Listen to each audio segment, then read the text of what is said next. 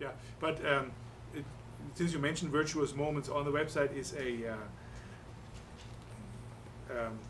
button you can push that has practice schedules on it. I find that really helpful with little kids. I find it really helpful with college students to give them very precise instructions. I want you to practice this for this much time. Yeah. There are blank schedules. For the beginners, you would use a blank schedule because you just write down a few things. For the college students or pre-college students, you would write down, I want you to spend this much time on scales, this much time on basics, I want you to spend 20 minutes on this etude, and then 40 minutes on this movement of the Bach solo sonata, and then I want you to spend 30 minutes on the second movement of this concerto. And that gives them a very clear path for the week. I recommend using a kitchen timer and turning it on to the number of minutes that they should do this exercise. A fun thing to do is, and I do it in the lessons, I say, okay, you have to practice, for example, when we get to finger dropping exercises, Sevchik Opus 1, number 1, also.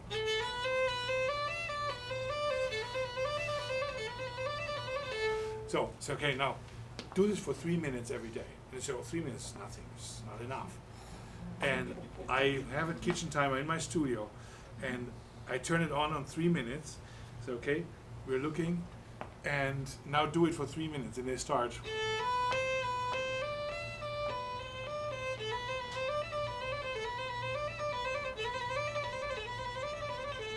And the next one,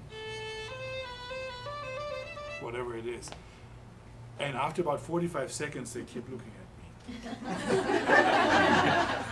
And then a minute and a half is over. And so, well, it's 1 minute. So 3 minutes is really long if the kids concentrate on one thing.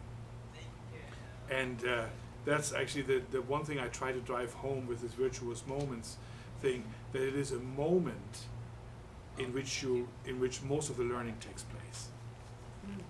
And if you divide up the basics, left hand basics with shifting, vibrato, and finger dropping exercises, and you divide up the bowings into the basic elements of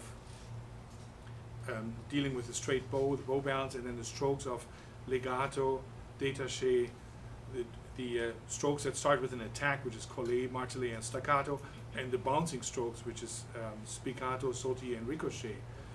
And you do it for 3 minutes. You have about 10 exercises, 3 minutes each, in half an hour, covers the entire technique. If the exercise gets boring, make it more difficult. We'll make sure that we always tighten that screw. But if they do that, if I can get a 12-year-old to do that half an hour a day for 2 years, then the technique goes through the roof really, really fast. And it's just a matter of organizing it correctly and a matter of getting the kids to do it in a disciplined enough way.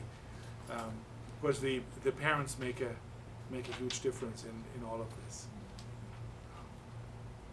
There have been books out lately about the latest brain research of how human beings learn, and music always plays a big role in all of these studies. And it comes back to the fact that parental involvement is almost synonymous with talent. So if you can get the kids to do this, a beginner, 20 minutes, half an hour a day, really organized. Another study that was made that I found really interesting, in England they have this curriculum from the Royal School of Music. And the kids have to pass these tests.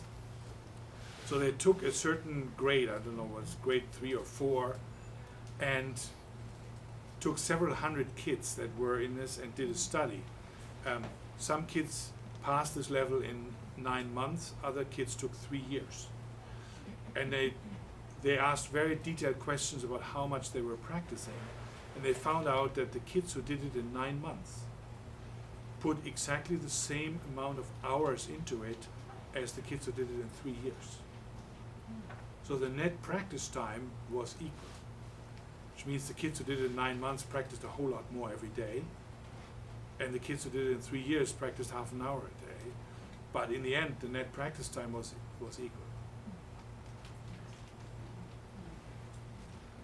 So that's interesting. I mean, the other thing that all of these studies find is that the amount of concentration, or the depth of the concentration while they do it, is a key factor. If they practice the violin while they're watching baseball on TV, it doesn't really work. And if they really focus, it's great. And for me, the kitchen timer makes that happen, because after 3 minutes it rings, and if they've been thinking about what car they would like to buy, they'll get woken up from the kitchen timer and say, okay, I didn't pay attention, but for the next 3 minutes I'm really going to concentrate on this exercise. So the depth of the concentration, the books call that deep practice or deliberate practice. It makes a huge difference, and the more we can get the kids to really use the practice time well, the faster the progress will become.